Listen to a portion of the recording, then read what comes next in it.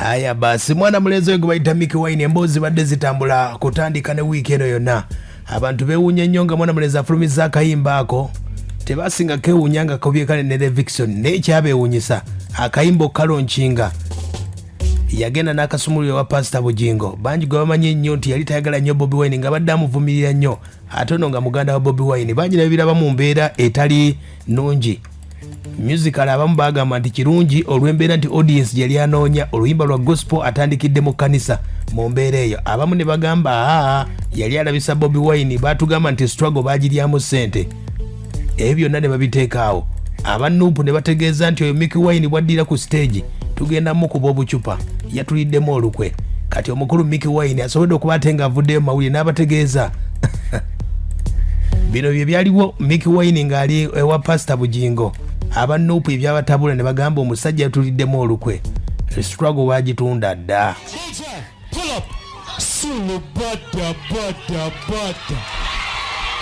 Pastor wanonga waliwo vibe kati njagala vibe buli mwana wa Yesu obeera wa bulijjo kandala buli akkiriza nti omwaka guno ebintu bigenda kukyuka ye Mikie Wine oyo yali wa Pastor Bujingo. Hallelujah. Nyina surprise yamwe Levickson yaibya oli mane Mikie Wine tukwaniriza Aya basi kati abakulu ne batabuka ne bagamba muganda wa Bobi Wine Mikie Wine omulamba Bobi Wine yakutoleko n'erinnya lye n'alikuwa osobola okuba ate ng'otutumuka lwaki omutemyeko amagulu lwaki omwefuulidde Mikie Wine yabategeeza nti ebintu byakyuka dda ye atambuza njiri ya Katonda kwagalana abagamba nti balina negative energy bamusonyiwe bonna abadde bamwogerera Mikie Wine abategeezezza talina gwagenda kwetondera ye atendereza Katonda yekka kati katandikire wano Mikie Wine atubuulire kubanga avuddeyo nayogera byonna agambye nti byatandika bitya okutandika akayimba kano ne Levickson agamba yatandika byali byanguulira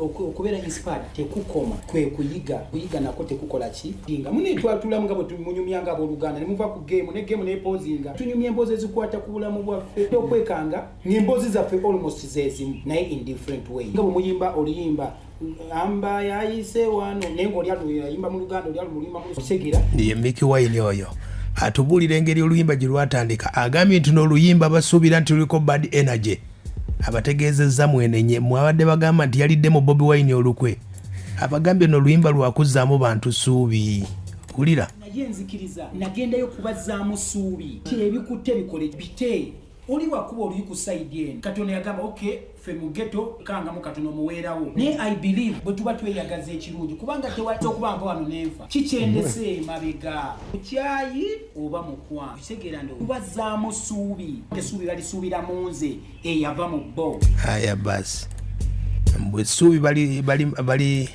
balisuubira mu Mikie Wine Mikie Wine wuno akyatubuulira abagamba nti yagenze wa Pastor Bujingo abaliddemu olukwe agambye tutambuze kye bayita positive energy okulowooza ekisinga tuleme kudda mbu kyayi oba Bujingo tayagala Bobi Wine nze mwagala nze nkiraba nno mu ngeri ndala lwaki nze ntunulira nnyo positivity ebintu newala nnyo okuggwamu amaanyi siggwamu maanyi Katonda yantonda kubeera n'amaanyi nsobole okukola buli kimu oba nkikoledde mu kyaki oba simu naye nga kimuweesa ekitiibwa ebiri negative sibitunuulira kubanga ebiri negative eva maaki muntu abeera n'engeri gy'alabye ekintu naye oli bw'omubuuza kibeera kyangu okuddamu ye munnange lwaki wagenze mu katale n'okola bwoti nogamba nti munnange nga boze n'ombuuza sibirivingira nnyo mu negative energy wabula mbeera nsabira funye mu ngeri embi ebikutte bimuteye omwoyo wa Mukama buli asobole okujjanga positivity ne mu negativity nti buli accountability ngono bwagambye okugiwa bw'obeera nga accountability gyewadde obuzito bwayo bwenkana wano ekitegeeza oyinza ogira ogundi nti naye ebirungi byo biri wano kitegeeza okyali bubi ekyo kyonna kijja ku numbers okitegeera nti numbers ne Katonda kangambe omwana we Yesu Kristu yagenda ngera kye nagambye nono nti nomutwala mu kidongo omuwulidde ye Mikie Wine gwe batabukidde abanoopu abategeezezza ebyo mwayogedde tebindya wadde n'akamu. Abategeezezza nti mwenna abagamba nti yagenzeeyo. Mikie Wine akyabagamba. Kulu wange waliwo akayimba ke yayimba nti enswera n'enjuki. So nze buli wengenda mbeera njagala kujja opposite. Noonya mubisi. Abantu bangi mwana bali mu makomera. Okitegeera ndowooza. Era mbasabira ebikutte bibakole. Bali mu makomera nga tebalina misango. Nsaba ebikutte bibate. Bantu bangi balina obusungu nga tebamanyi na gye babujja. Let's spread love more than hate. We all say rest in peace, RIP. Ono Mikie Wine asobodde okuba ate ng'avuddeyo n'agamba nti ogenda wa Pastor Bujingo ye tabinaako buzibu wadde n'akamu mwabagamba nti byonna biri bwe bityo. Mikie Wine uno akyatunyonyola ku nsonga ze ng'agamba nti ye okugenda wa Pastor Bujingo yabadde alina kyatambuza. Agambye nti amaanyi agali eri abagamba mmwe. Nga singira abantu bangi bweba tubanga oluusi ne bwe mbangenze Bulaaya era babeerawo abantu nga 12 naye natunuulira abantu abo kyova olaba maybe enduulu yavuganye kubanga yes Levikson take him as the biggest gospel artist right now nti naye okay ye babadde bamanya njagala nnyo okulaga omuntu owa wansi nti ndi naye nendaba abakyala abaakavaamu embuto nendaba abakyala abalwadde abaana abalina siriimu osam nendaba ebizibu nga obiwulidde bye yalabirayo yalaba abalwadde abaakava mu makomera yabalaba bw'abategeeza.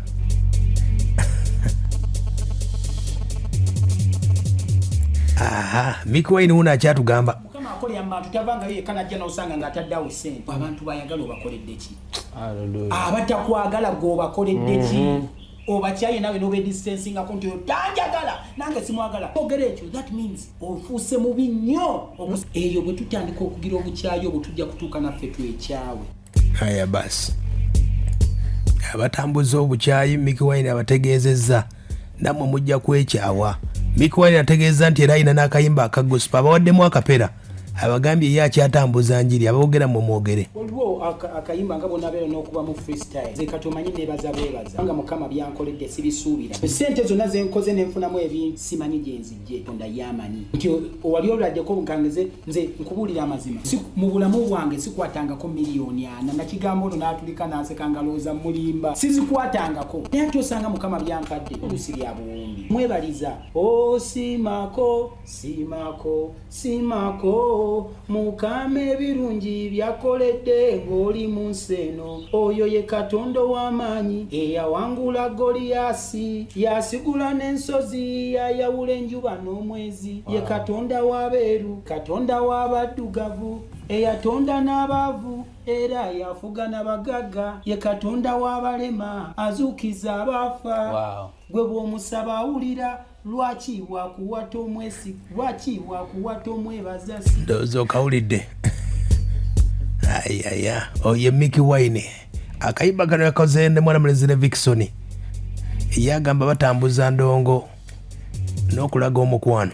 Yagamba omuntu yenna w'oli eyo bw'oba olabanga ekintu ky'okola kiweesa Katonda ekitiibwa which is love. It is the greatest commandment. Love one another. You get va ku bantu beboogera. Not everybody will understand. No yennyini ataku-understanding wala atamu-understanding. Ya basi agambye nti abavumirira Mikie Wine abo tebali ku mulamwa kubanga ffe tutambuza ndongo.